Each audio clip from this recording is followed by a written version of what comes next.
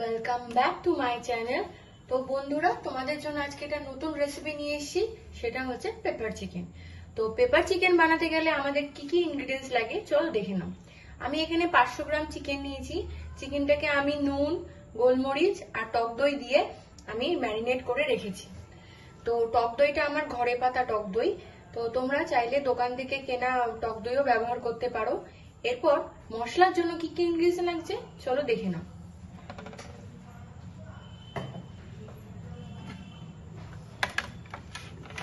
লাগছে পেঁয়াজ, পেঁয়াজটাকে আমি রাফলি চপ করে নিয়েছি। লাগছে রসুন, লাগছে আদা, আদাটাকে আমি একটুখানি গ্রেট করে নিয়েছি। লাগছে কাজু বাদাম। তো চলো এটার একটা স্মুথ পেস্ট আমরা রেডি করি। খুব সুন্দরভাবে মশলাটার একটা স্মুথ পেস্ট আমরা রেডি করে ফেলেছি। তো চলো এবার দেখে নাও আমি কিভাবে এই পেপার চিকেনটা রেডি করি। গ্যাসের ফ্লেমটা অন করে দিয়েছি, অন করে আমি কড়াই বসিয়ে দিয়েছি। এরপর এর মধ্যে দিয়ে দেব রিফাইন অয়েল। আপনারা চাইলে মাস্টার্ড অয়েলও ইউজ করতে পারেন। আমি 2 টেবিল স্পুন মতো আমি রিফাইন অয়েল দিলাম। এরপর এর মধ্যে দেব বাটার।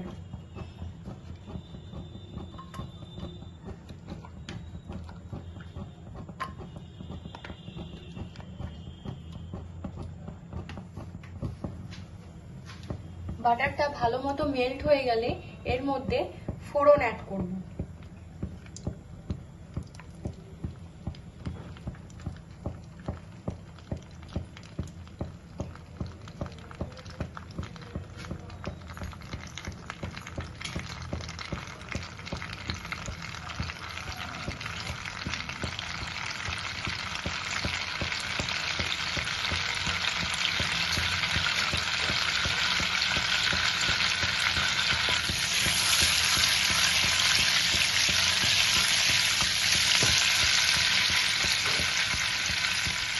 ফোড়নে লাগছে আমাদের দারচিনি আর লবঙ্গ, আর লাগছে এলাচ। আমি এলাচটাকে থেতো করে নিয়েছি, তো এর মধ্যে আবার দিয়ে দিলাম।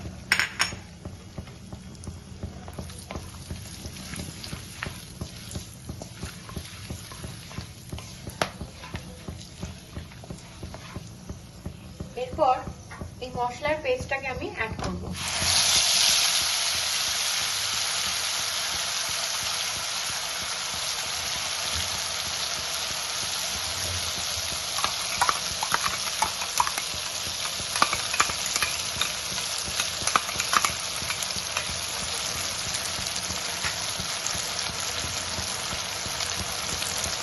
বাটিটাকে ধুয়ে আমি একটু জল অ্যাড করলাম।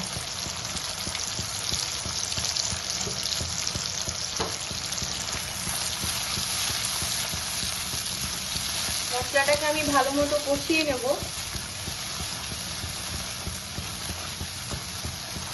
যাতে আদা রসুনের একটা কাঁচা গন্ধটা চলে যায়। এর মধ্যে অ্যাড করব আমি জিরে গুঁড়ো,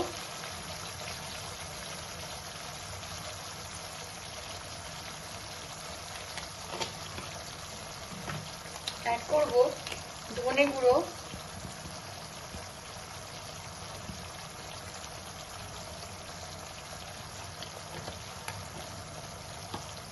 অ্যাড করব গোলমরিচ।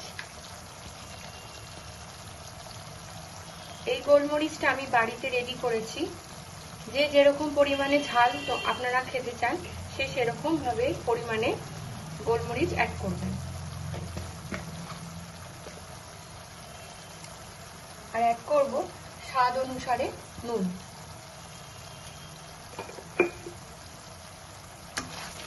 সমস্ত ইনগ্রিডিয়েন্টস দিয়ে ভালো করে আমি একটুখানি কষিয়ে নেব।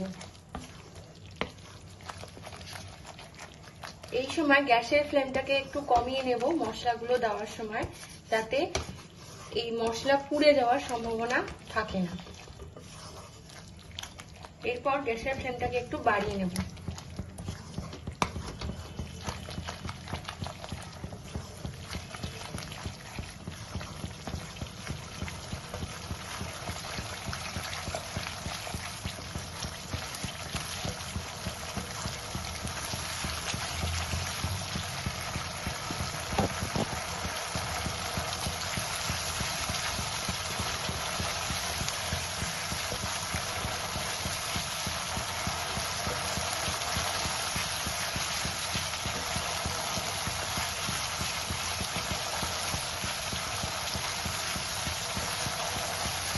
মশলা থেকে তেল ছেড়ে দিয়েছে।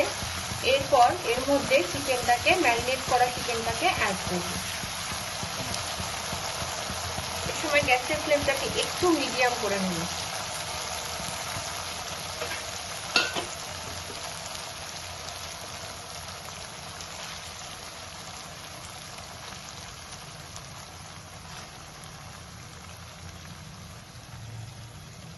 টক দইটা আমি এর মধ্যে দিয়ে দিলাম, ম্যারিনেট করার জন্য যে টক দইটা ইউজ করেছিলাম সেটা দিয়ে দিলাম।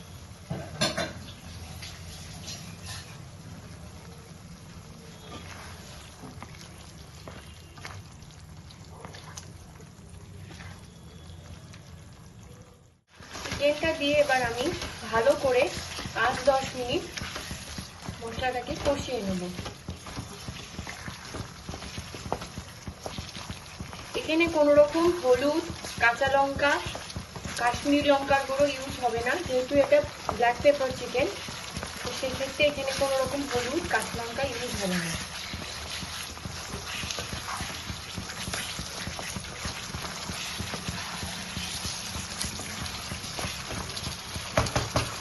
এখন এটাকে 5-10 মিনিট আমি একটু ঢাকনা চাপা দিয়ে দেবো। 10 মিনিট হয়ে গিয়েছে, এবার আমি ঢাকনাটা খুলে ফেললাম। খুব সুন্দরভাবে চিকেন থেকে, মশলা থেকে তেল ছেড়ে দিয়েছে, আর একটুখানি জলও বেরিয়েছে, কারণ চিকেন থেকে এমনিতেই জল বেরোয়, তো সেক্ষেত্রে জল দেওয়ার কোনো প্রয়োজন নেই। আমি আরো 2 মিনিট এরকম নাড়াচাড়া করে আবার 5 মিনিটের জন্য ঢাকনা চাপা দিয়ে দেবো, যাতে ভালো মতো চিকেনটা সেদ্ধ হয়ে যায়। 5 মিনিটের জন্য আমি আরো চিকেনটা সেদ্ধ হওয়ার জন্য আমি 5 মিনিট ঢাকনা চাপা দিয়ে দিলাম। তো 5 মিনিট হয়ে গিয়েছে, তো আমি ঢাকনাটা তুলে দিলাম। দেখো খুব সুন্দরভাবে চিকেনটা আমার রেডি হয়ে গিয়েছে, চিকেনটা সেদ্ধও হয়ে গেছে। চিকেনটা সেদ্ধ হয়ে গেছে একদম। তো আমার রেডি হয়ে গেল আমার ব্ল্যাক পেপার চিকেন। তো সুন্দর একটা প্লেটিং করে তোমাদের সাথে দেখা করছি। হয়ে গেছে আমাদের এই ব্ল্যাক পেপার চিকেন। খুব বেসিক এবং সিম্পল ইনগ্রিডিয়েন্টস দিয়ে তৈরি হয়ে গেছে আমাদের এই ব্ল্যাক পেপার চিকেন। তোমরা তোমাদের স্পেশাল ডেতে এটা ট্রাই করতে পারো। রুটি, লুচি, পরোটা, তারপর নান, ফ্রাইড রাইস, পোলাও, এভরিথিং ডিশের সাথে তোমরা এটা ট্রাই করতে পারো। তোমরা এরকম নিত্য নতুন রেসিপি দেখতে চাইলে প্লিজ আমার চ্যানেলকে সাবস্ক্রাইব করবে, শেয়ার করবে এবং সাপোর্ট করবে। তোমাদের ভালোবাসা এবং সাপোর্ট ছাড়া কিন্তু আমি এগোতে পারবো না। তো ভালো থেকো, সুস্থ থেকো এবং স্বাভাবিক থেকো।